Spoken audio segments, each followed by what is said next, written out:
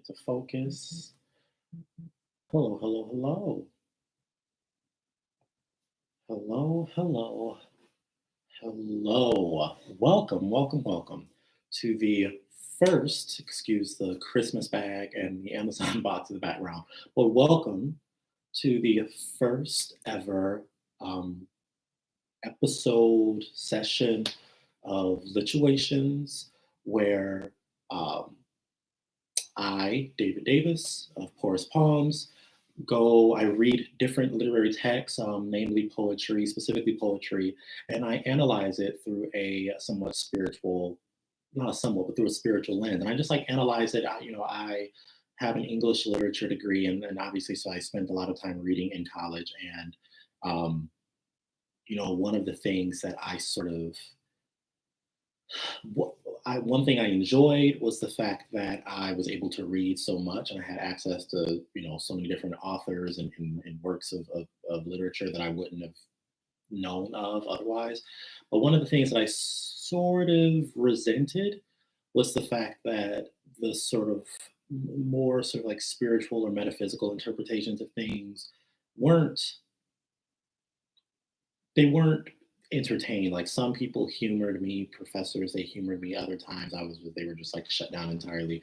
So I figured, well, I want to use my platform to do something that I am passionate about, and that is literature, poetry, and spirituality. So, just to give you a quick rundown, if you're watching me for the first time, if you just so happen to come across this um, live stream at one point or another, like I said earlier, my name is David Davis of Porous Palms. Porous Palms is an online platform and community that centers Afro diasporic spirituality. Um, it centers Afro diasporic spirituality, but it welcomes all forms of spirituality. It's a platform for uplifting, for community building, for education. And I am, so with that being said, I am a spiritual teacher. I am a diviner. I do readings, and I'm a writer, and I'm an artist. And yeah, so I think that's everything I have to say. I don't have like a script or a certain way that these things are going to go. Like I said, this is the first one, and I'm really excited about it. So, without any further ado, I don't know if I said that right. We can get right into the text. So, the text I will be reading from this week, and also the text I'll be reading from for the next few weeks, is from this book, one of my favorite books of all time, The Prophet. I had to check my nails. The Prophet by Khalil Gibran. He was a Lebanese or is a Lebanese poet, and yeah, you can see the title on the side. I first read this when I was in college. It was in my second to last semester of college. Um, and I remember reading it I fell in love with it. And essentially what it is a collection, I guess, for lack of a better term, of like narrative poetry in the sense that the entire book is one story being told, but through different poems. And um, I'll get into that as well. You'll have to stay tuned for the next couple of weeks to see how it all unfolds. There isn't like whatever. So essentially, it's a story that starts off. It's about, as the title, you know, uh, implies, it's about a prophet. This is the inside cover. That's the poet right there. That is a picture of the poet, and there are these beautiful pieces of art, these beautiful images um, printed within this inside of this book as well. And so, before getting into the poem that um, I'm going to be reading today, I there is a piece of the book that comes before the poem, and it's sort of what sets up the rest of the story. So it is about, like I said, a prophet. His name is Al Mustafa, and he is in this town called Orphalese, and um, he I don't recall how he got there or why. But the book starts off with him leaving. The ship is coming to take him away, and he's happy to go back home because he's not from Orphalese. He's happy to go back home, but he spent a lot of time there, so he got to know the people, his followers. Some of his followers are there because he's a very wise person, and so he's happy to go back home, but he's sad because this is kind of like his second home almost. And so as he's leaving, as he's moving from the sort of his abode to the ship, people start coming out into the streets, and they're sort of wishing him a farewell, and talking about how much they're going to miss him, et cetera, et cetera. And then the seeress comes out, Almitra of the temple, and she is also saying the same thing. She was one of his earliest followers once he arrived in Orphalese. So she's essentially saying the same thing, like, "Oh, we're going to miss you," yada yada yada. And so before he leaves, the townspeople ask him to impart sort of like a sort of little final nuggets of wisdom, if for lack of a better term. Well, not for lack of a better term. That's exactly what they ask him, and that's the sort of catalyst for this book. So each poem is a townsperson will say, "Talk to us about this," and then he'll go on about that. "Talk to us about that," and then he'll go on about that topic. The first topic he touches on is love. Love, love, love. And it's like I said, it's the first poem, and it is so beautiful. It is, I think it is one of the most beautiful things I've ever read. This entire book, I love revisiting this book. But yeah, it's about love, and it's about, I'm going to sort of give the overall, I guess, message, and then I'm going to read the poem in its entirety. Then we're going to go back and sort of dissect it a bit more, and then maybe even pull a few cards at the end of this stream that sort of in response to this the message of this specific poem. Because the whole point of Lituations, the whole reason why I wanted to do this was not just so I could read poetry, which is what I love to do, but also so that we can use poetry and use literature and art in general as a medium, as a healing modality. Because I feel like literature has the power to do that, specifically poetry. And so, saying all that to say this, the first poem in this book is titled "On Love." Almitra, the seeress, asks Al Mustafa to, she says, speak to us of love. And overall, one of the reasons why I love this poem so much is because, one, love does not have to be romantic. This isn't mentioned in the text per se, but just to sort of give context for why I feel like this poem is relevant for anyone, regardless of your life experience, whether or not you've been in love with someone, in the romantic sense, whether or not you've been in a relationship or you even want to be in a relationship, right? Because not everyone wants to be. All of us have, at least, we have someone or something that we love, that we truly love. And this poem really challenges the sort of traditional, overly romanticized sort of hallmark ideas of love, and really makes you re-examine what you think about this concept and why, right? So let's get right into the poem. I am an annotator, so that is what we are going to be doing here. I'm going to be sort of reading my notes. I'm just going to be sort of going off the cuff. Like I said, I don't have like a script or anything. So this is "On Love," as the title suggests, from The Prophet by Khalil Gibran. Let me put on my reader's voice. Then said Almitra, and it says there are two people watching. So if there are ever like any issues with the audio, like if you just like put that in the chat or something, let me know. Thank you, appreciate it. So, then said Almitra, speak to us of love. And he raised his head, he being Al Mustafa, raised his head and looked upon the people, and there fell a stillness upon them. And with a great voice, he said, when love beckons to you, follow him, though his ways are hard and steep. And when his wings enfold you, yield to him, though the sword hidden among his pinions may wound you.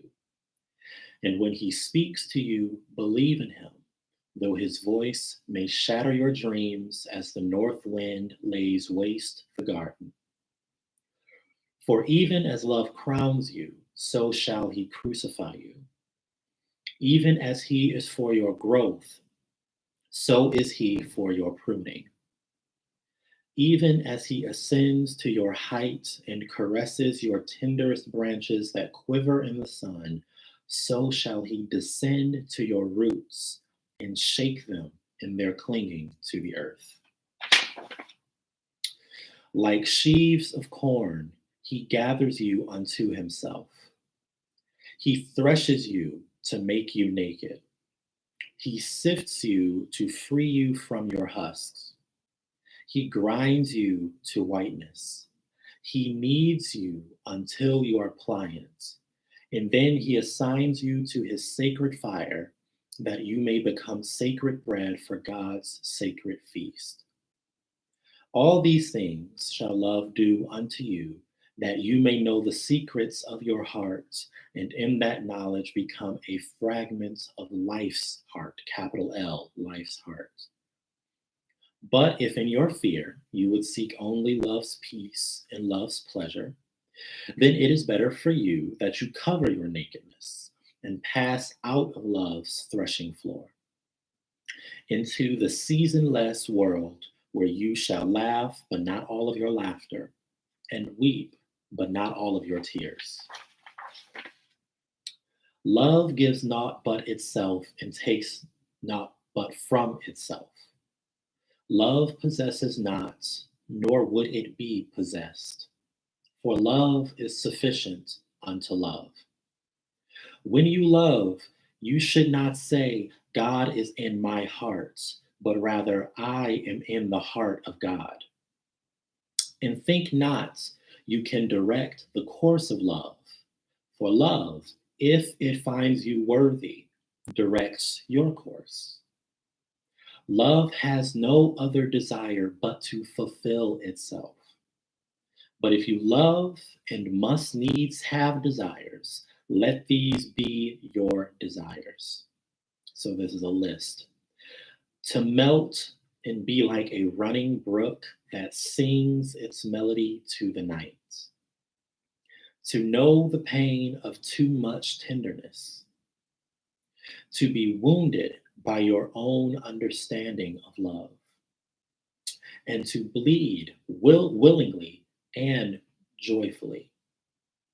To wake at dawn with a winged heart and give thanks for another day of loving. To rest at the noon hour and meditate love's ecstasy. To return home at eventide with gratitude. And then to sleep with a prayer for the beloved in your heart and a song of praise upon your lips. Wow. So that is what Al Mustafa, this character in this book, but I guess in a more literal sense, Khalil Gibran, has to say about love, which is beautiful, beautiful, beautiful, beautiful. So, like I said, overall, this poem, before getting into the sort of specifics, this poem, like I said, it challenges this sort of hallmark idea of what love is and what love is supposed to be. And it forces you, and I'm going to get into that a little bit later on in the poem, it forces you to think and to ask yourself, am I ready for love? Because there's that section like sort of towards the middle of it where it's like, where, you know, after it described everything love does to you, and then there's that section towards the middle where it's like, but if this isn't for you, that's fine. but here's what your life is going to be like without it. But no one is forcing this on you. So yeah, let's sort of just go through it piece by piece. I don't anticipate these live streams being very long, especially with poetry. The poems I like to read are relatively short, so I mean, maybe 30 minutes, if that. Um, and if there are any comments or whatever in the live streams, and responding to that may take more time, but just sort of winging it. So the first part I want to talk about is the very first part of the actual poem. When love beckons to you, follow him, though his ways are hard and steep. And when his wings enfold you, yield to him, though the sword hidden among his pinions may wound you. And when he speaks to you, believe in him, though his voice may shatter your dreams as the north wind lays waste to your gardens.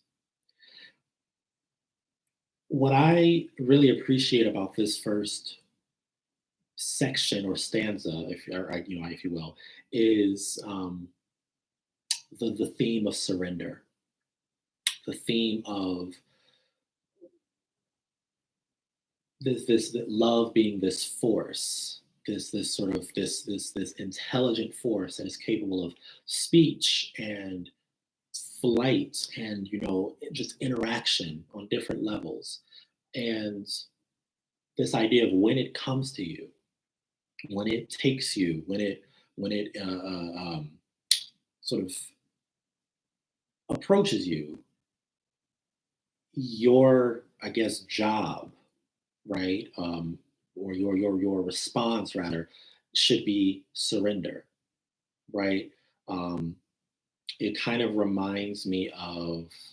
vaguely reminds me of that sort of that phrase, the heart wants what it wants, and that's that, yeah, that idea of look, logically speaking, if I'm looking at this from a strictly psychological or evolutionary point of view, from a psychological or evolutionary point of view, the things I am willing to do in the name of love, whatever that love is in your life, are objectively illogical, but um,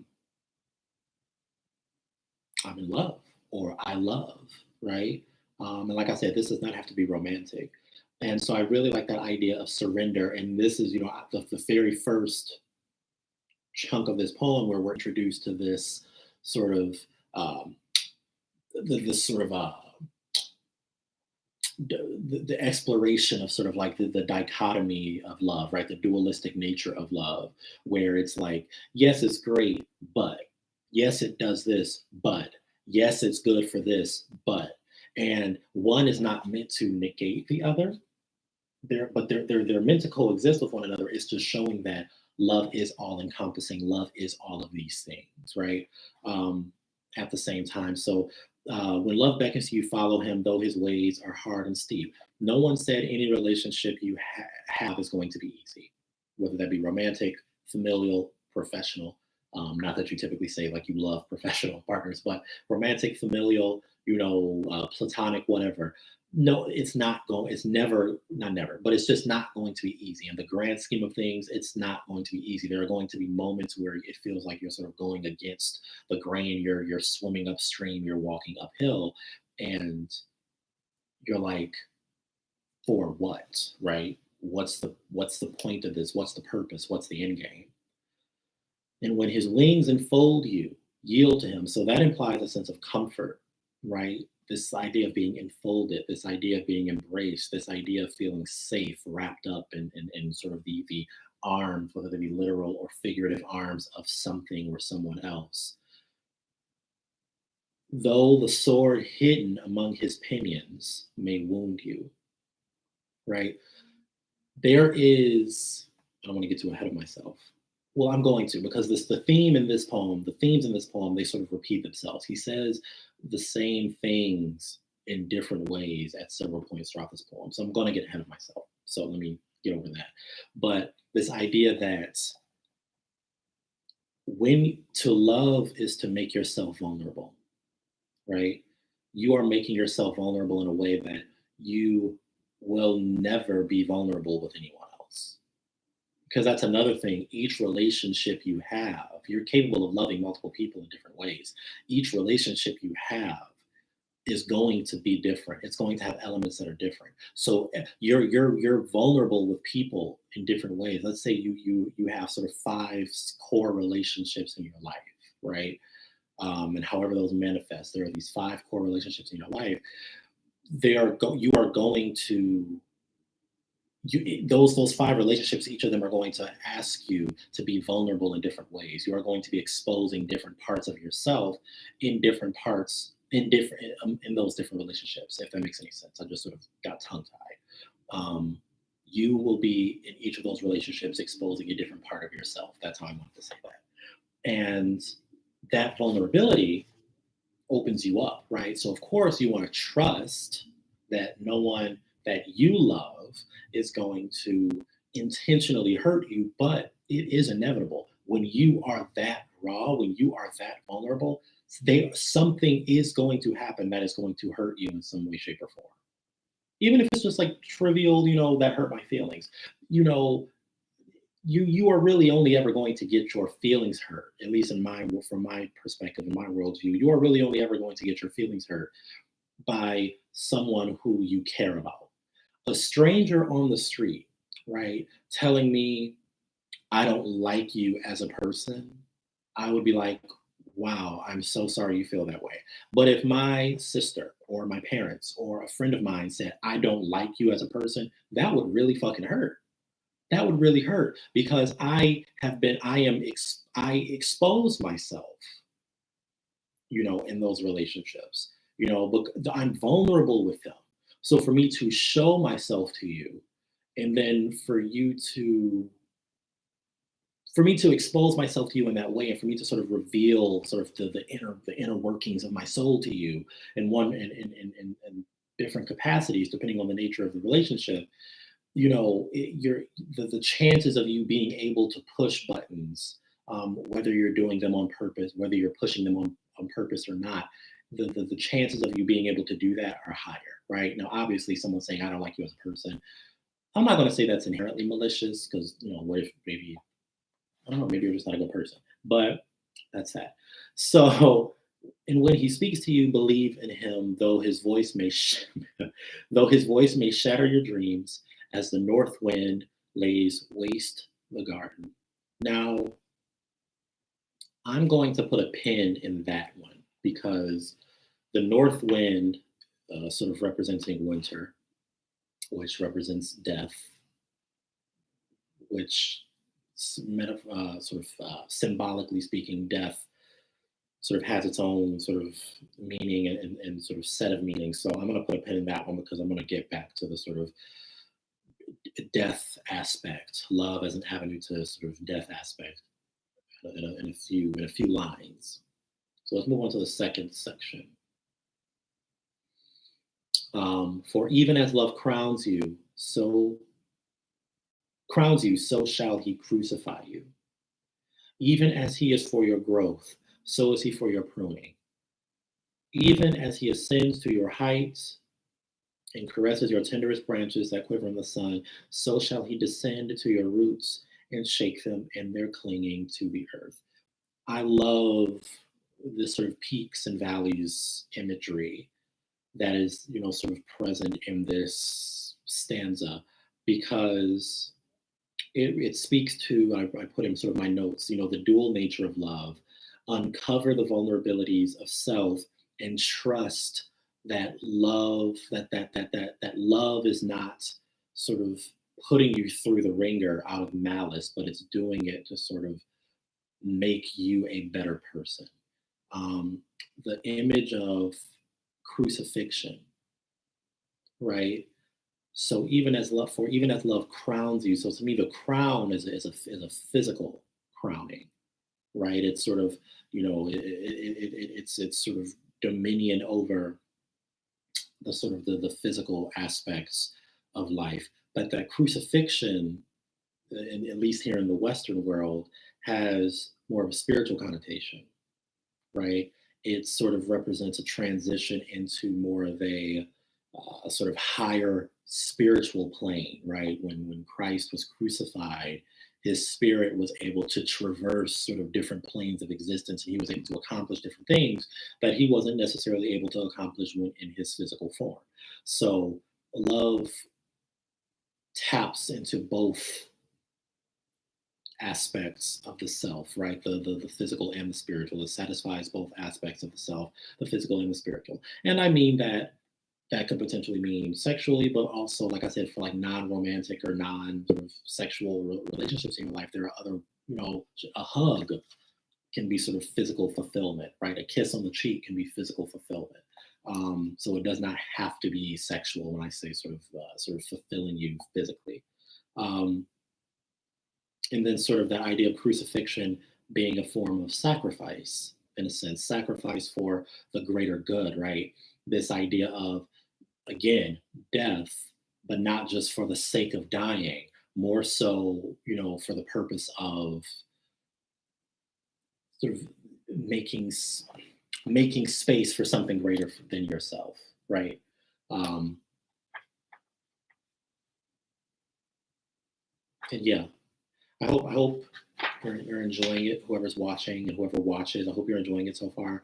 I want to make these sort of keep these sort of off the cuff as possible. So there's going to be a lot of ums and awkward silences and me revisiting things because I said it wrong and I used the wrong word here and there. But you know what? Imperfection is beautiful. This next part is my favorite part. Like sheaves of corn, he gathers you unto himself. He threshes you to make you naked. He sifts you to free you from your husks. He grinds you to whiteness. He kneads you until you are pliant, so kneading you like dough. And then he assigns you to his sacred fire, that you may become sacred bread for God's sacred feast. This section, this stanza to me, I love it so much because it really highlights the alchemical potential, right, of love. How love can strip you down, how a truly loving relationship at any that is introduced at any point in your life, whether it was there from the moment you were born or you find love at 60, right?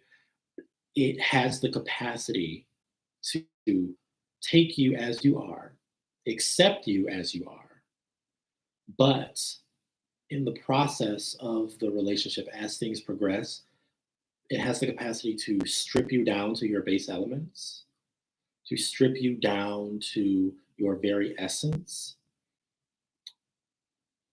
just so that it can rebuild you into a version that is greater than you, right? So that allusion to alchemy, this idea of turning lead to gold, base materials into something great, into something valuable. Now, and I'm going to use this word assimilation later on to describe something else in the poem. But let me just preface it with this. I'm not suggesting that a truly loving relationship is going to force you to change who you are. That's not the implication. I'm saying is that sorry. What I'm saying is that there are none of us are perfect. None of us are perfect. And when you enter into a truly loving relationship with someone else and even yourself, there are going to be aspects of yourself that need to be broken down and sort of taken away and sort of sloughed off, right? So it's saying love has the capacity to do that, and it has the capacity to sort of reform you in the image of something sacred, in the image of something whole, in the image of something divine, and sort of, like I said earlier, greater than yourself. Um, all these things shall love do unto you, that you may know the secrets of your heart, and in that knowledge become a fragment of life's heart. So, like I mentioned a few seconds earlier about the idea of assimilation, the idea of sort of being broken down, and I am still me. I'm still an individual, but I am equally part of this new unit, whether that's a romantic unit with one other person, a few other people, whether it's a family unit, whether that's a community unit, whatever it is. I am still me. You are still you. You are still an individual, but you are equally part of this larger group, this larger unit, and that is again the sort of that's it. That's it. And so this next part is equally interesting because it really struck a chord with me in the romance department. But if in your fear you would seek only love's peace and love's pleasure, then it is better for you that you cover your nakedness and pass out of love's threshing floor into the seasonless world where you shall laugh, but not all of your laughter, and weep, but not all of your tears. So all of this threshing and kneading and um, stripping and grinding and sifting, these things are not unavoidable in life. They are not unavoidable in life. Um, but if you choose to avoid them, if you choose to never experience them, which is your prerogative, at what cost? At what cost? At what, if you choose to sort of go through life lonely, right? Or lonely, if you choose to go through life alone and potentially lonely, where you never open yourself up enough to another person, to the point where you can truly, where there is enough room for love to enter in and sort of truly manifest in that relationship. If you never allow that to happen, that's fine, that's valid, that's your decision. But what is that costing you, right? It's what is it? You're being sort of thrown out into this seasonless world where you're experiencing life, but not all of life. Not all life has to offer. You laugh, but not all of your laughter. You cry, but not all of your tears. And the reason that really resonated with me is because I'm like, look, even though I said love does not have to only be romantic, I'm going to use romance as sort of an example here, right? I currently in my at this stage in my life, I am 24 years old as of what, May 12th, 2021 at 7:32 p.m. I have no desire to be in a romantic relationship, none whatsoever, because I to a certain degree, right? There's only so much you can understand without experiencing it to its fullest potential. But I understand everything this poem just said, everything love it can do to you. I am aware of that, right? I'm self-aware enough to understand that um, I am, would be very susceptible to this sort of process of being not broken down in sort of like an abusive sense, but sort of broken down, stripped down, sifted, and sort of broken down into like my base elements and sort of being reformed into something, being forced to compromise in certain situations just in the name of being a mature human being who is coexisting with another human being, right? I understand that all of that goes into a relationship, and I don't feel like it. I'm not in the headspace right now to want to go through all of that. I only want, as the poem puts it, love's peace and love's pleasure. And I understand that because that is all I want, and that I am not ready to fully open myself up to that kind of love, romantic love, then I am, in a sense, right, potentially missing out on something. But I'm okay with that, right? So that wasn't me like saying what anyone should be doing. That was me sort of giving an example, right? Sort of that was me relating. That was me, sort of relating to this sort of section, um, and sort of making it make sense for me. Because that's what literature should do.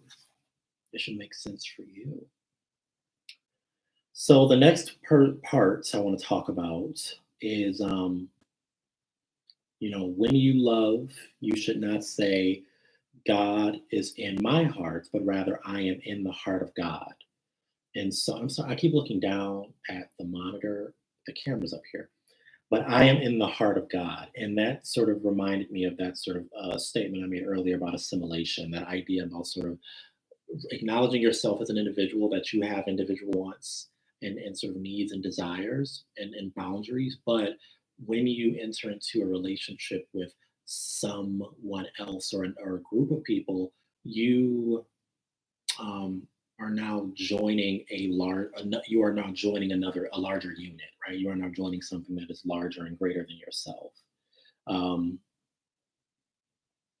and yeah, that's all I have to say about that particular part. That sort of idea of I am in the heart of God. It's a very transcendental approach or worldview that I think is just very interesting. I'm trying to remember what was in that Amazon box. I'm sorry. Um, and then the poem ends with that sort of list of desires, right? So it's like this: if you are going to have desires, if you're going to love and desire simultaneously, here's what you should desire, right? To melt and be like a running brook that sings its melody to the night.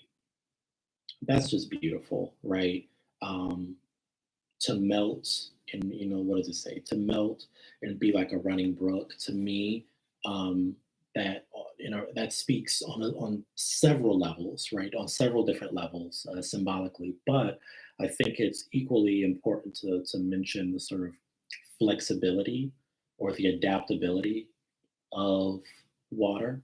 So again, really, like, I feel like this poem, one of its like main themes is love is about compromise, love is about flexibility, love is about acknowledging your individuality while simultaneously operating with the collective in mind, whether that's just you and one other person or you and millions of other people, right? Operating with you and the collective in mind. To know the pain of too much tenderness, to be wounded by your own understanding of love, and to bleed willingly and joyfully. That's an interesting ask, right? To bleed not only willingly but joyfully. That's a lot to ask of people, right? I want you to be willfully and joyfully wounded. And I feel like true love, to operate in a space and from a space of true love, takes so much self awareness and so much maturity and so much patience and so much flexibility that not everyone, myself included, um, depending on the context, is necessarily ready to encounter or deal with. Um, and so I really respect relationships, whether, like I said, they be romantic, platonic, whatever, where you can see these things happening in real time. You can see those transformations happening in real time, those sort of alchemical transmutations happening in real time. And the relationship works because both parties, either consciously or subconsciously, understand that all of this is necessary in order to make the relationship work. So I just think that's fascinating. To wake at dawn with a winged heart and give thanks for another day of loving. That's cute. That's fun. To rest at the noon hour and meditate love's ecstasy, to return home at eventide with gratitude. That's also beautiful, right? So we're ending on a really beautiful note, despite all of the hoopla that happened earlier in this poem, the very necessary, stuff, but whatever. Despite all of that, we're ending on this sort of beautiful meditation, or rather on this beautiful call for you to sort of meditate on the beauty of love, the sublimity of love, the ecstasy of love. And then to sleep with a prayer for the beloved in your heart and a song of praise upon your lips. And that is On Love. What is it? From the Prophet by Khalil Gibran. So let us pull a card, a tarot card, about this poem in response to this poem. Sort of just one card. I normally don't do one card pulls. I'm not necessarily a fan of them, but like what one card pull sort of in response to it, sort of what question I want to ask? How can the messages of this poem sort of be applied in our day-to-day lives, regardless of our relationship to and with love? And yeah, just yeah. How can we apply these messages in our daily lives? I'm shuffling and pulling in real time. So the card that jumped out, we have the Knight of Wands, Fire of Fire, right? So the Knight of Wands, oops, okay, how do I, there we go. This is reversed, but like not reversed, but it's like mirrored because cameras. The Knight of Wands is a card about its passion, right? The Knight of Wands is unbridled passion. The Knights in the tarot are traditionally uh, associated with the element of fire, and then wands are associated with the element of fire. And wands are associated with um, action, passion. It could be sexuality. Um, yeah, just drive, right? So to have fire on top of fire when talking about love, I feel like this is in a beautiful response to the first few lines of the poem where it says, when love speaks to you, listen, essentially, right? When love beckons to you, go to him. You know what I mean? And I feel that sort of idea of beckoning, of calling out, um, calling out to your love, to your lover, to whomever is this very romantic, need I say, chivalrous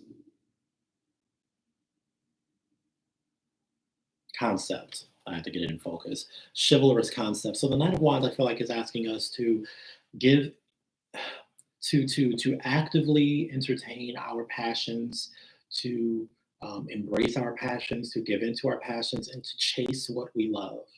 Um, chase what we love.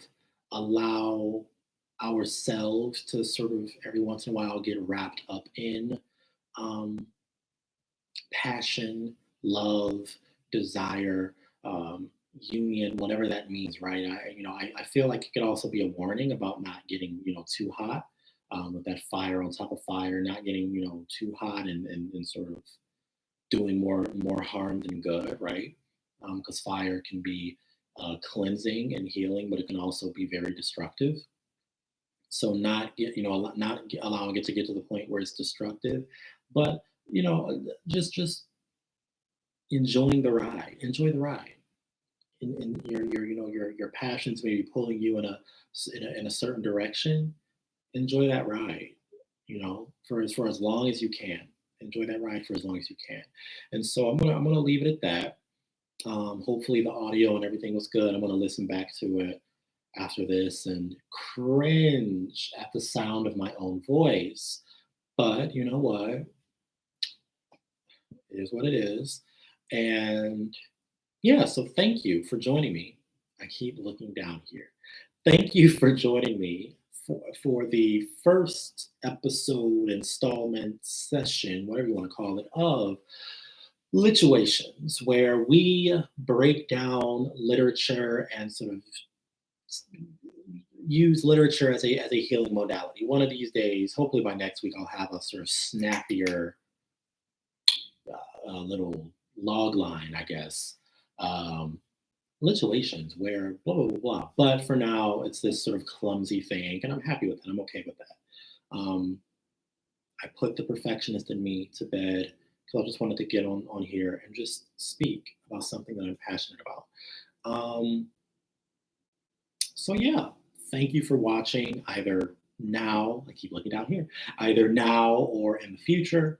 Um, Feel free to leave a comment, your favorite part of the poem, any poems you think I should do. Like I said, I plan on reading from the Prophet for the next few weeks. And I'm not going to read every single poem, but I plan on reading from the Prophet for the next few weeks. But if there are any suggestions you have, poems, that you think I should break down, that you think that I would enjoy, then feel free to leave that in the comments section. I am going to put all this in my description in the whatever description as well, but just like my social media, Instagram, Twitter, Facebook, all at Porous Palms. Also, porousPalms.com. Um, yeah, so thank you. And I look forward to our next episode, next Wednesday, the 19th at 7 p.m. Eastern Standard Time. If you want to be cool, and so if you want us to like to set reminders, I will be setting up that live stream, like scheduling that live stream within the next few days. So you'll be able to set reminders for that. But with that being said, I'm over here in the Eastern Standard Time Zone. So it's 7:45. So with that being said, have a great rest of your day or evening, and I will see you next time. Peace out.